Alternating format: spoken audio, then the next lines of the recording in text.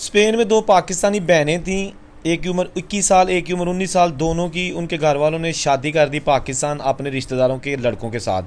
वो लड़कियां खुश नहीं थी, लेकिन उनका निकाह हो चुका था। जब उनके घर वालों ने कहा कि अब हमारे बेटों को बाहर लेके जाओ, तो इन लड़कियों के वालिदैन ने कहा कि जी बिल्कुल ठीक है, हम अपने जो दामाद हैं या हमारी जो बेटियों के शोहर हैं उनको स्पेन में बुलाते हैं। बहरहाल वो लड़कियां इस शादी से बिल्कुल राज़ी नहीं थी और उन्होंने टोटल इनकार कर दिया कि हम ना तो इन लड़कों को यहाँ पे स्पेन में बुलाएंगे और ना ही हमने इनके साथ ज़िंदगी बसर करनी है। उसके बाद इनके घर वालों ने बड़ी जो है ना वो कोशिश की, वो लड़कियाँ बिल्कुल नहीं मानी। उन्होंने कहा कि हमें हर सूरत तलाक चाहिए, ये शादी हमारी मर्ज़ी के ख़िलाफ़ हुई है, अभी रुखसी नहीं हुई थी।